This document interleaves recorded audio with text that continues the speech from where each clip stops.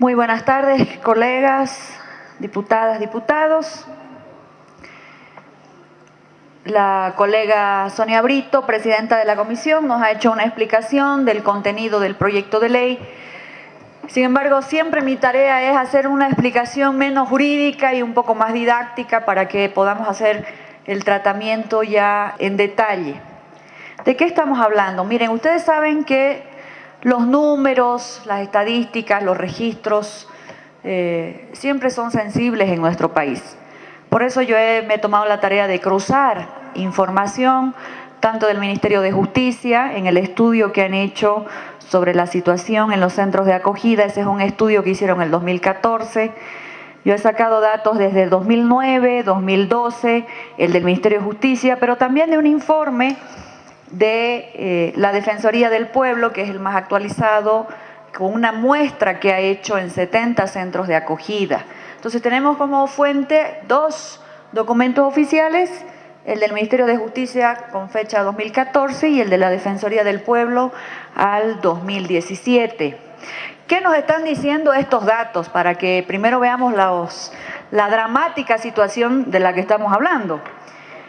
Estamos hablando que, por ejemplo, el 2009 habían en centros de acogida, los centros de acogida son estos lugares que hay en los municipios o en las gobernaciones que dependen del CDGES, donde se quedan los niños y las niñas que son abandonados o que no tienen padre o que no tienen madre. Bueno, en 2009 habían como 16.981 niños, el 2012 20.000, el 2014 en el informe del Ministerio da cuenta de 8.369 y en el de la Defensoría del Pueblo, que es el último, refiere que hay 30.000 niños que viven en Bolivia en centros de acogida. Bueno, ¿dónde están esos niños? Veamos dónde están. En Santa Cruz. Hemos cruzado información entonces del Ministerio, de la Defensoría del Pueblo y del Consejo de la Magistratura. Ahora vamos a hablar de causas, entonces cruzamos todas las fuentes. ¿Dónde están estos 30.000 niños que dice la Defensoría del Pueblo? En Santa Cruz, en los centros de acogida en el área urbana, que son 34, y en el área rural 16, total en 50 centros hay en Santa Cruz, es donde más centros de acogida hay. En Cochabamba, hay 9 en el área urbana, 26 en el área rural, en total hay 35 centros de acogida donde tienen niños y niñas con una situación indefinida. En La Paz, 12 en el área urbana, 6 en el área rural, total 18. En Chuquisaca, 10 en el área urbana, 4 en el área rural, total 14. En Tarija, 11 en el área urbana, 1 en el área rural, total 12. El Alto está separado aquí, hay 6. Oruro tiene 3 en el área urbana y 1 en el área rural, en total 4. En Beni tiene 2 en el área urbana y 1 en el área rural, total 3. En Potosí apenas tiene 1 en el área rural, hay también un problema de infraestructura inclusive.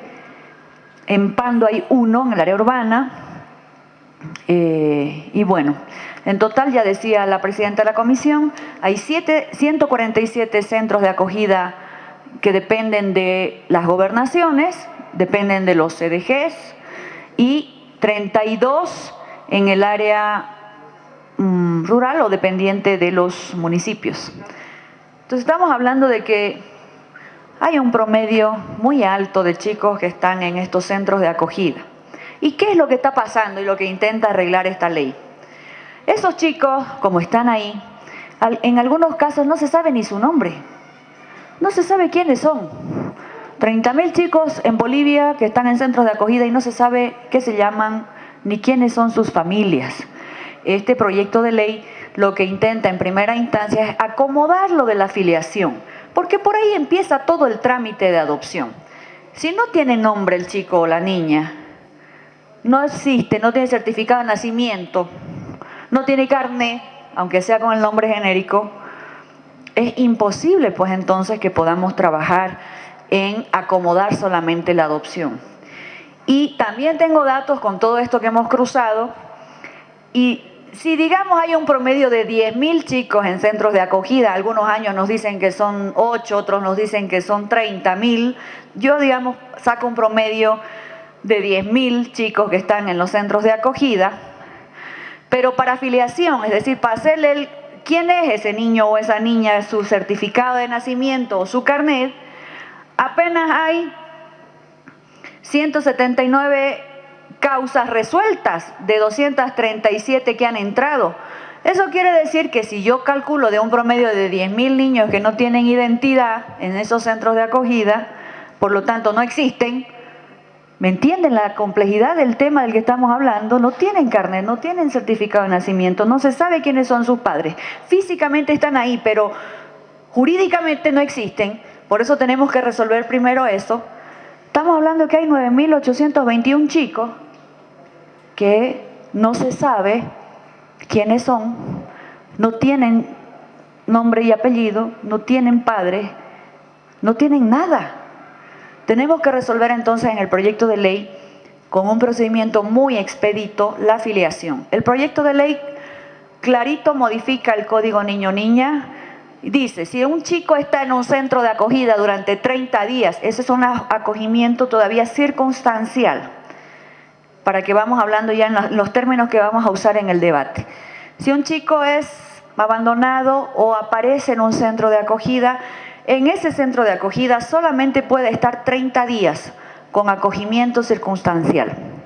En esos 30 días, después de la búsqueda de los padres, de cruzar información con los chicos desaparecidos que tiene la policía, si en esos 30 días nadie apareció, ese centro de acogida, la Defensoría de la Niñez o el CDGES, tiene la obligación de ir al juez y decirle, al día siguiente tengo 10.000 chicos en mi centro de acogida, bueno, 10.000 no van a estar en uno solo, ¿no? Digamos de a 30, de a 100, de a 200, para que se les haga la afiliación.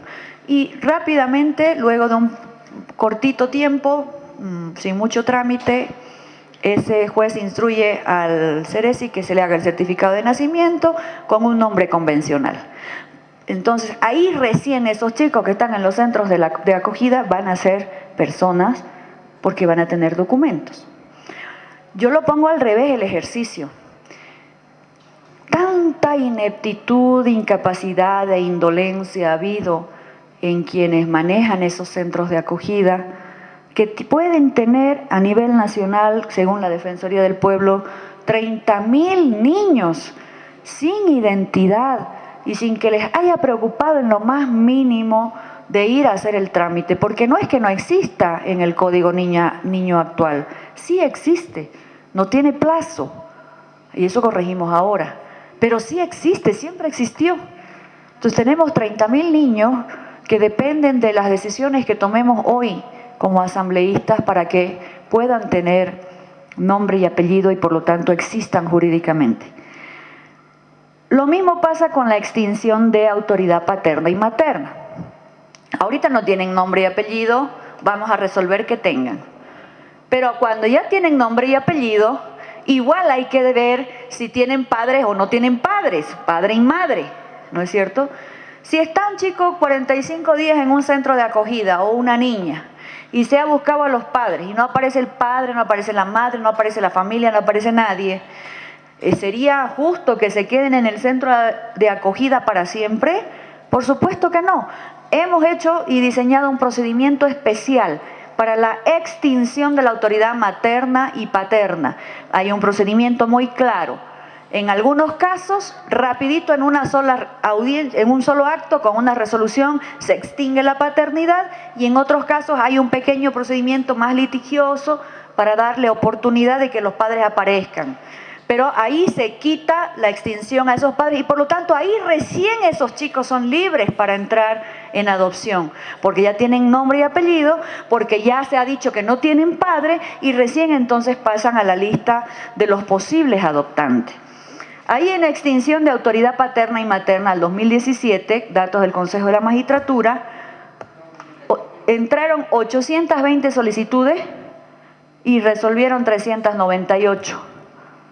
O sea, siguen esos pobres chicos, pero además yo me pregunto y nos preguntábamos los que revisábamos el proyecto de ley, ¿Cómo hacen los CDG para priorizar de qué chicos presentan los trámites y de cuáles no?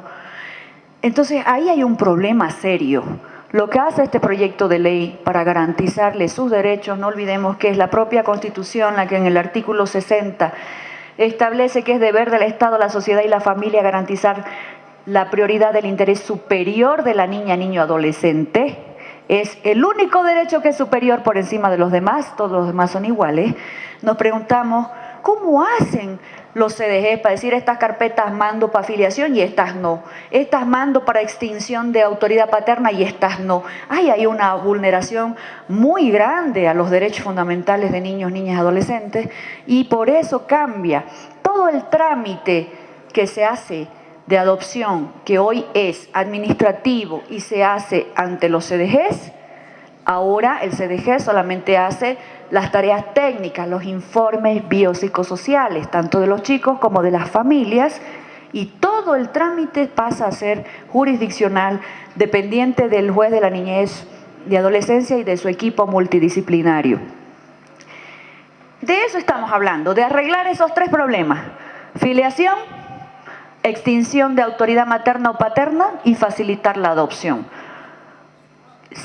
Nos ha informado la directora de la niñez del Ministerio de Justicia que están en un proceso de inventariación de cuántos niños, niñas, adolescentes están en los centros de acogida para tener un número exacto. En el proyecto de ley hay un plazo para implementar esta modificación sustancial del Código Niño-Niña. Hay unas disposiciones transitorias que establecen que los chicos que están en estas situaciones y no han iniciado ningún trámite van a acogerse a este nuevo proyecto de ley para que podamos resolver la situación de tantos chicos que están en esos centros de acogida y que pareciera que no existen en Bolivia. Pareciera simple la reforma porque básicamente tiene tres ejes, pero es realmente muy profunda y yo les convoco para que después del cuarto intermedio podamos concentrarnos en resolver la vida, la existencia, la sensibilidad, los sentimientos y si se fuera posible prontamente familias para 30.000 chicos que tenemos en centros de acogida y que pareciera que son fantasmas en la sociedad boliviana. Gracias, queridos colegas.